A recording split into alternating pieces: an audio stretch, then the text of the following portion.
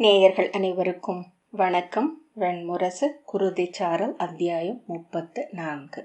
நிலநஞ்சு 3. அவை முன்னரே நடந்து கொண்டிருந்தமையால் அவர்கள் உள்ளே நுழைந்த அறிவிப்பு காற்றில் சருகென சிறிய சலசலப்பை உருவாக்கி அலையமைந்தது. அனைவரும் பிரிதொன்றுக்காக காத்திருந்தனர். அவர்களை எவரும் பொருட்படுத்தவில்லை என்று உணர்ந்த கரேனுமதி நீள் மூச்செறிந்து, காற்றோட்டம் இல்லாத இடுங்கலான இடத்தில் இந்த பீடங்களை போட முடிவெடுத்தவன் எவன் என்றாள். பிந்துமதி குந்தியை நோக்கினாள்.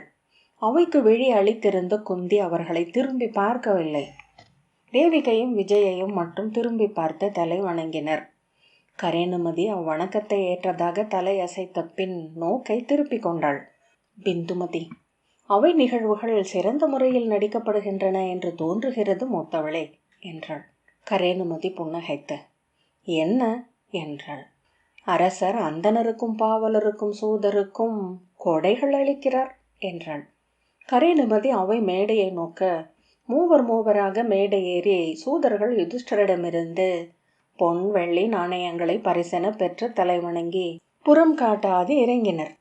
அந்த நாணயங்களை கொண்டு அவர்கள் மொந்தைக்கள் வாங்கி அருந்தலாம். இந்நகரில் அதுவே நன்றல்லவா என்றாள் கரேனுமதி. பிந்துமதி அவையை விழித்துழாவிய பின், இளைய யாதவர் அவை அமர்ந்திருக்கிறார், பார்த்தீர்களல்லவா என்றாள்.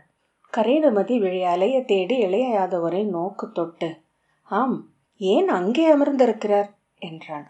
அவர் அரசர் அல்ல என்பதனால் என்றாள் பிந்துமதி.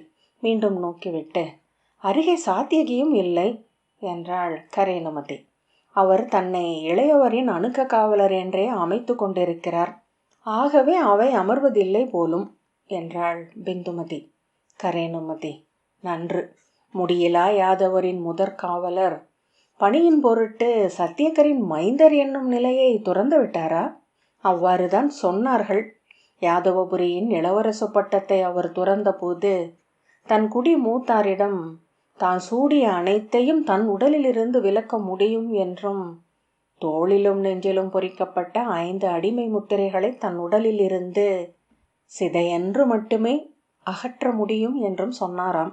கரேனுமதி புன்னகைத்து, எங்கிருந்தாலும் தங்கள் இடம் என்னவென்று உள்ளிருந்து எழும் ஆணையால் மானுடர் முடிவெடுக்கிறார்கள். முன்பொரு முறை அந்தணர் அவையில் மாற்றுரு கொண்டு சூத்திரன் ஒருவன் அமர்ந்தான். அன்னமிட்டு நெய்யூற்றுகையிலேயே அவன் தன்னை காட்டிவிட்டான். நெய் நிறை ஏனத்தின் அடியில் கை வைத்து தள்ளி மொத்த நெய்யையும் தன் இலையில் கவிழ்த்து கொண்டான். அக்கணமே அவன் தோளை பற்றி காவலர் உசாவிய போது உண்மை தெரிந்தது என்றாள். குந்தி திரும்பி தேவிகையிடம் ஏதோ சொல்ல, தேவிகை அதை விஜயிடம் சொன்னாள். விஜயை கரேனுமதியிடம் சற்று சரிந்து, மகளிரவையில் இருக்கையில் தனியுரையாடல் தேவையில்லை என்று பேரரசி ஆணையிடுகிறார் என்றாள். கரேனுமதி முகம் சிரித்து, நன்று என்று பற்களை கடித்தபடி சொன்னாள். விஜயை மறுபக்கம் திரும்பியதும் கரேனுமதி திரும்பி பிந்துமதியின் விழிகளை பார்த்தாள். பிந்துமதி மெல்ல தலை அசைத்தாள். கரேனுமதி மெல்லிய சீரலாக, இதை ஓர் அரசவை என்று எண்ணுகிறாள் முதுமகள், நன்று. பிந்துமதி அவள் கையை பார்த்தாள். நெஞ்சு அதிர நோக்கை விலக்கி கொண்டாள். அவள் விரல்கள் ஆடையின் விளிம்பில் இருந்த பொன் நூலை பிரித்து எடுத்து கொண்டிருந்தன. அரச முறைமைகள் அனைத்தும் முடிவடைந்ததும் சௌனகர் கை காட்ட நிமித்திகன் வெள்ளி கோலை தூக்கி மும்முறை சுழற்றியபடி அவை மேடையில் ஏறி தலைக்கு மேல் கோலை தூக்கி காட்டினான். அவை கலைவடங்கி அமைதியடைந்தது. வந்தமைந்த பறவை சிறகுகளை கலைத்தடுக்கி வெண் சங்கென்றாவது போல என பிந்துமதி நினைத்தாள். ஏன் அந்த ஒப்புமை உள்ளத்தில் எழுந்ததே என வியந்து கொண்டாள். யுதிஷ்டர் தாடியை நீவியபடி தொய்ந்த தோள்களுடன் அமர்ந்திருந்தார். பீமன் கைகளை மார்பில் கட்டியபடி நிமிர்ந்து அமர்ந்து தன் காலடிகளை நோக்கி விழி தழைத்திருந்தான். அவன் அருகே மேலிருந்து உதிர்ந்தவன் போல அர்ஜுனன். நிமித்திகன் உரத்த குரலில், அவையீரே, சான்றோரே, குடி மூத்தோரே, அரசின் குரல் என்று இந்த அவை நின்று இதை அறிவிக்கிறேன். நம் அவையின் சொல் கொண்டு அஸ்தினபுரிக்கு சென்று தூதுரைத்து அவர்களின் செய்தியுடன் மீண்டு வந்த இளைய யாதவர் இங்கு அவை அமர்ந்திருக்கிறார். அங்கு நிகழ்ந்தவற்றையும் இனி இங்கு ஆவணவற்றையும் குறித்து அவர் உரைப்பார். அவையினரின் எண்ணம் உசாவி மூத்தோர் விழைவறிந்து நீத்தோருக்கும் தெய்வங்களுக்கும் முகக்கும் முடிவை அரசர் இந்த அவையில் அறிவிப்பார். ஆம், அவ்வாறே ஆகுக என்ற பின் மீண்டும் வெள்ளிக்கோலை மும்முறை சுழற்றி தலை வணங்கி அகன்றான். இளைய யாதவர் தன் மீது அனைத்து நோட்டங்களும் அமைந்திருப்பதை உணர்ந்தவராக புன்னகையுடன் எழுந்தார். மூச்சொலியாக, புன்னகை என்றாள் கரேனுமதி. ஆனால் அத்தருணம் பிந்துமதி அச்சொல்லை வெறுத்தாள். மறுகணம் அப்போது தானும் ஒரு வசை சொல்லையே கூறியிருப்போமோ என்னும் எண்ணம் எழுந்தது. இளைய யாதவர் யுதிஷ்டரை நோக்கி தலை வணங்கிவிட்டு, அவை வெல்க, அமர்ந்த மூத்தோர் வாழ்க, அரசரின் முடி பொலிக. அவையோரே, நான் அரசரின் ஆணை பெற்று அஸ்தினபுரிக்கு கிளம்பினேன். அங்கு சென்று தூதுரைத்து மீண்டதையும் அதன் விளைவென திரண்டதையும் சொல்லும்படி பணிக்கப்பட்டிருக்கிறேன். அவையீரே, உபப்ளாவியத்திலிருந்து கிளம்பி அஸ்தினபுரி நாட்டின் எல்லையை நான் கடந்ததுமே கௌரவர்களின் அமைச்சர்களும் ஒற்றர் தலைவர்களும் என்னை அணுகி அரச விருந்தினராக அமையும்படி கோரினர். தங்கள் காவல் மாளிகையில் தங்கி இளைப்பாரி அவர்கள் அளித்த பெருந்தேரில் நகர் நுழையும்படி வற்புறுத்தினர். அரசரின் ஆணை என்றும் பின்னர் பேரரசரின் மன்றாட்டென்றும் அது முன்வைக்கப்பட்டது. நான் முடிகொண்ட அரசன் அல்ல என்பதனால் எளிய யாதவனாக அந்நகர் புகவிருப்பதாக சொல்லி அதை முற்றிலும் மறுத்தேன். மரத்தடிகளில் பகல் தங்கியும் சாவடிகளில் இரவுறங்கியும் அஸ்தினபுரிக்கு சென்றேன். அவர் ஏன் அத்தனை விரிவாக சொல்கிறார் என பிந்துமதி எண்ணினாள். நகர்வாயலில் எனக்காக விகர்ணனும் யுயுத்சுவும் காத்து நின்றிருந்தனர்.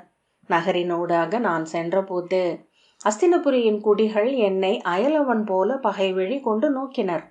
என் அகல்வுக்கு பின் என் வருகை நோக்கம் குறித்து அலர் எழுவதை கேட்டுக்கொண்டே சென்றேன். அவையோரே, அஸ்தினபுரியின் யாதவரும் என்னை விலக்கி நோக்குவதையே உணர்ந்தேன். அவர்கள் விலக்குவதோடு விலக்குவதை பிறருக்கு காட்டவும் வேண்டும் என்னும் நிலையில் இருப்பவர்கள். அரண்மனை முகப்பில் என்னை விதுரர் வரவேற்றார். யாதவருக்குரிய எளிய முகமனை சொன்னார். என்னை அரச விருந்தினருக்குரிய மாளிகைக்கு அழைத்துச் செல்ல யுயுத்சு முற்பட்ட போது அதை மறுத்து அரச தூதருக்குரிய எளிய தங்குமிடத்தை கோரி பெற்றேன். என் சொற்கள் மீது எந்த திரையும் விழ ஒப்ப மாட்டேன் என்பதை அதனூடாக தெளிவுபடுத்தினேன். அன்று உச்சி பொழுதில் விதுரரின் இல்லத்திற்கு சென்று உணவருந்தினேன். அங்கே நாங்கள் ஒரு சொல்லேனும் அரசு சூழ்தல் சார்ந்து பேசிக்கொள்ளவில்லை. விதுரர் சோர்ந்திருந்தார். சொல்லில் நம்பிக்கை இழந்திருந்தார். நீர்நிலைகள் மேல் இரவு என முதுமை விரைந்து அவர் மேல் படர்ந்து கொண்டிருப்பதை கண்டேன். மாலை என்னை சந்திக்க விகர்ணனும் அவன் துணைவியும் வந்தனர். அறத்தில் நிற்போம் என்றும் எந்த அவையிலும் அதையே உரைப்போம் என்றும் அவர்கள் எனக்கு சொல்லளித்தனர் என்று இளைய யாதவர் தொடர்ந்தார். அவர் அவர்களுடனான சந்திப்பை விரித்துரைத்தார். மச்ச குலத்தவளான தாரையின் எளிமையான அழகை விரித்துரைத்தார்.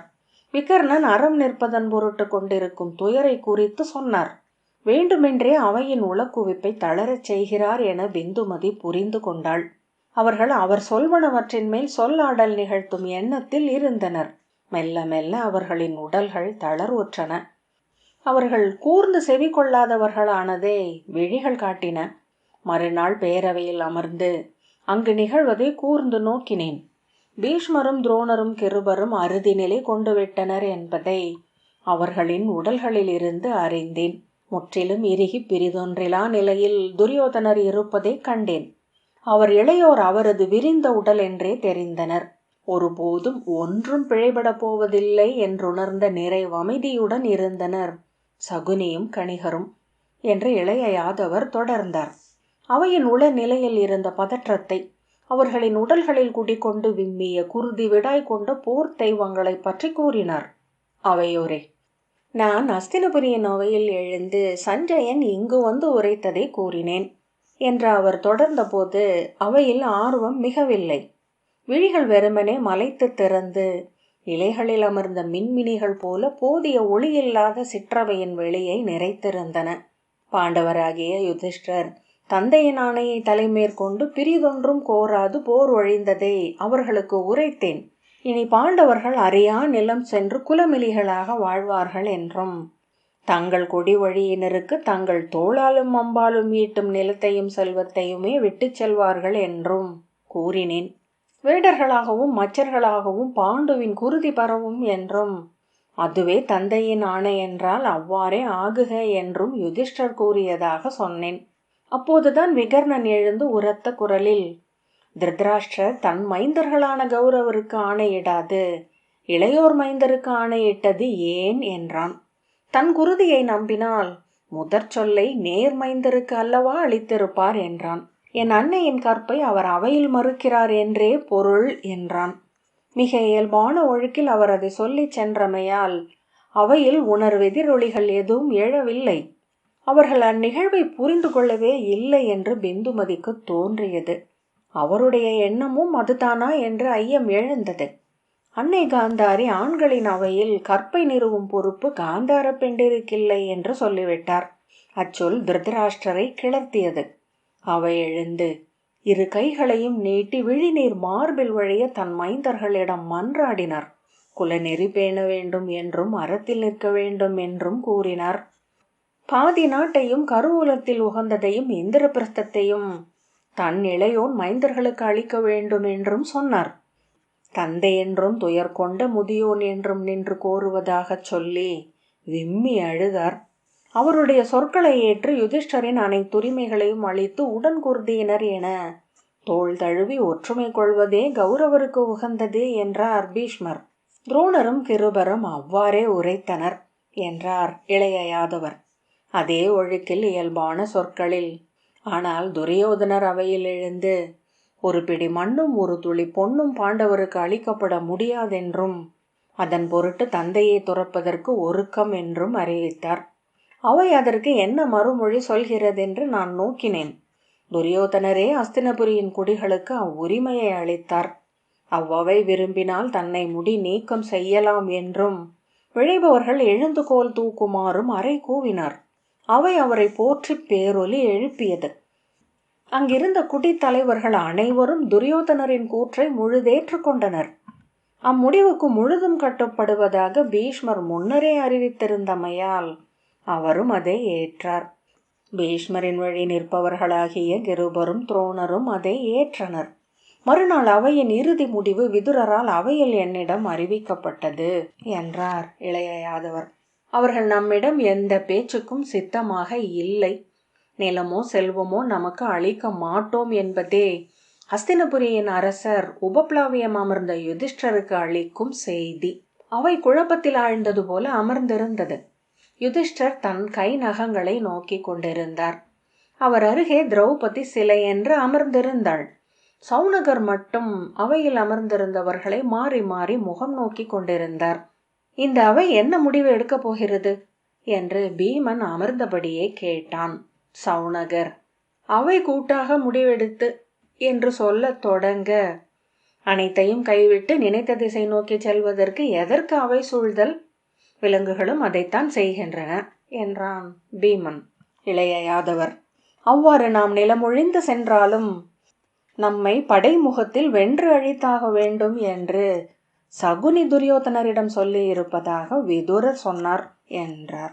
யுதிஷ்டர், அது என்ன முறை என்றார். அரசே, நானாக இருப்பினும் அதையே செய்வேன். ஏனென்றால் நாம் படை திரட்டிவிட்டோம். நேற்று வரை பாரத வருஷத்தில் இல்லாதிருந்த படை இது. நிஷாதர்களும் கிராதர்களும் அரக்கர்களும் அசுரர்களும் கொண்டது. நாம் ஒழிந்தாலும் இந்த படை இங்கே இருக்கும். இப்போது இதை கலைத்தாலும் பாலில் நெய் என நுண்வடிவில் என் நிலத்தில் இருந்து கொண்டிருக்கும். இதை முற்றாக வென்று அடக்காமல் இங்கே இனி சத்திரியர் கோல் நிலை கொள்ளாது என்றார் இளைய யாதவர். யுதிஷ்டர் துயருடன் தலையை அசைத்தபடி, பிரிதொன்றே நான் துரியோதனனிடமிருந்து எதிர்பார்க்கவும் இல்லை யாதவனே என்றார். பீமன், பிறகென்ன, தூது முடிந்துவிட்டது. நன்று, இனி ஆவதை பார்ப்போம். என்ன செய்ய போகிறோம்? உபப்ளாவியத்தை துறந்து நம்முடன் வர துணியும் குடிகளையும் மைந்தரையும் மனைவியரையும் அழைத்து கொண்டு எத்திசைக்கு ஏக போகிறோம். தக்கணமா, காமரூபமா, அன்றி வடக்கே கிண்ணற நாடுகளா? யுதிஷ்டர் முகம் சுளித்து, பொறுமந்தா யாதவனே, நீ அங்கு எதை உரைத்து மீண்டாய்? இந்த அவையில் மீண்டும் என்ன கூற விழைகிறாய்? நான் அவையில் எழுந்து அங்கு நிகழ்ந்தவற்றை தங்களிடம் வந்து சொல்லி மீள்கிறேன் என்றேன். மீள்கிறேன் என்றார் யுதிஷ்டர். நாடோ செல்வமோ அழிக்க இயலாதென்று அவன் கூறிவிட்ட பிறகு என்ன என்று பீமன் கேட்டான். அஸ்தினபுரியின் ஊட்டுப்புறையில் உணவு உண்ணும் உரிமையை பெற்று வரப் போகிறோமா? யுதிஷ்டர், பொறு மந்தா, சினம் பரிமாறுவதற்குரியதல்ல அவை. இளைய யாதவரிடம், நீ எண்ணுவதென்ன யாதவனே என்று கேட்டார். இளைய யாதவர், மீண்டும் ஒரு தூதுடன் செல்லலாம் என்று நினைக்கிறேன்.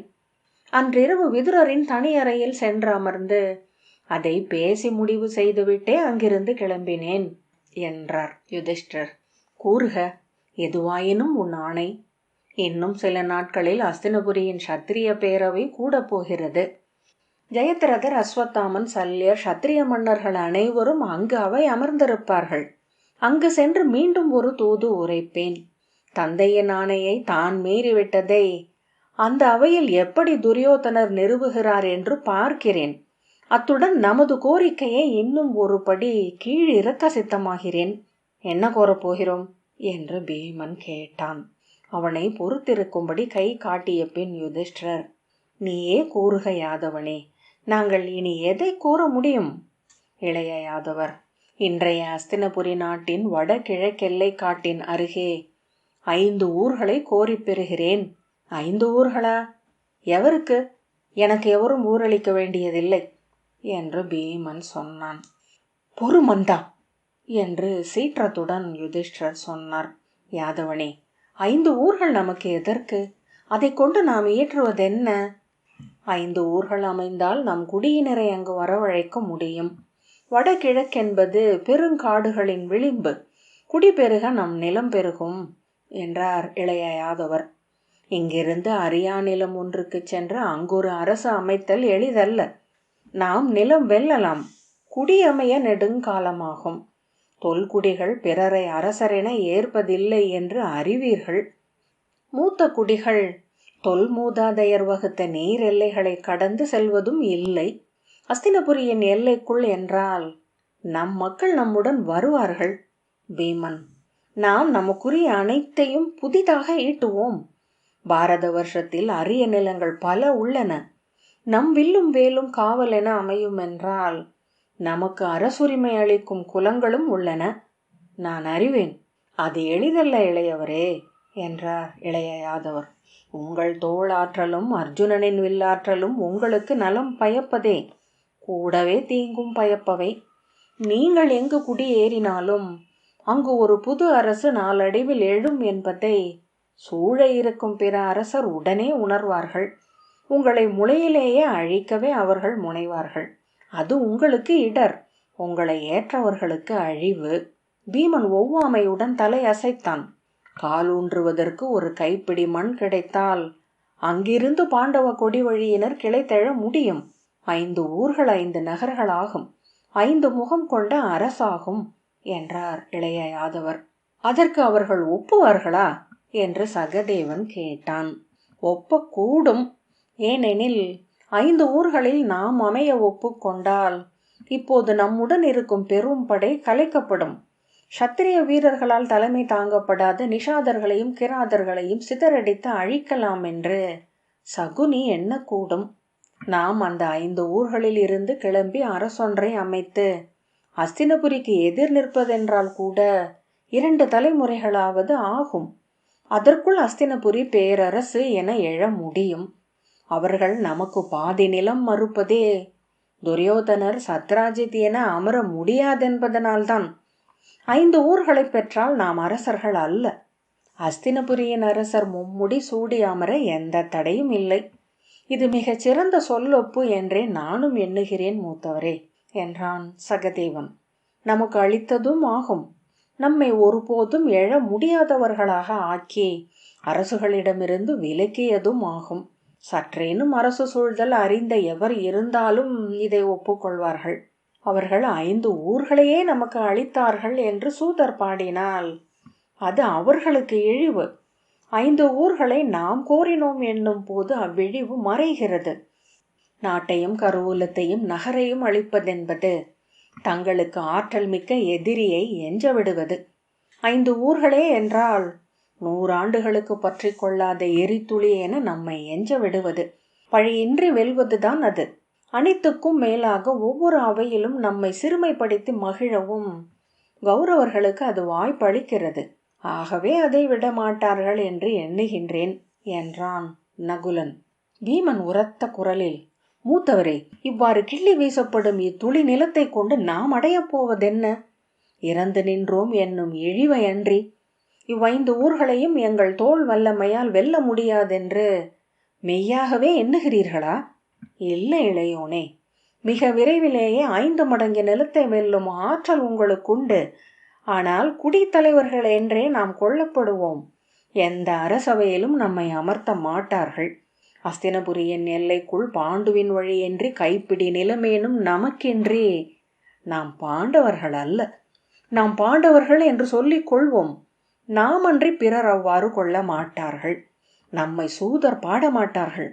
புலவர் அப்பெயர் சொல்லி வழுத்த மாட்டார்கள் என்றார். அதன் பின்னர், நீங்கள் பாண்டவர் என்று சொல்லி சத்திரிய படைகளை எங்கும் திரட்டவும் இயலாது.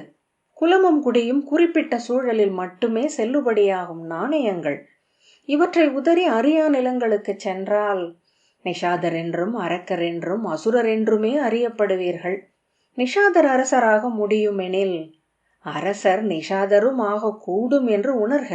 அஸ்தினபுரியின் எல்லைக்குள் 5 சிற்றூர்கள் இருப்பினும் கூட அவை உங்களை இத்தலைமுறையில் பாண்டவர்கள் என்று நிறுத்தும் என்றார் இளைய யாதவர்.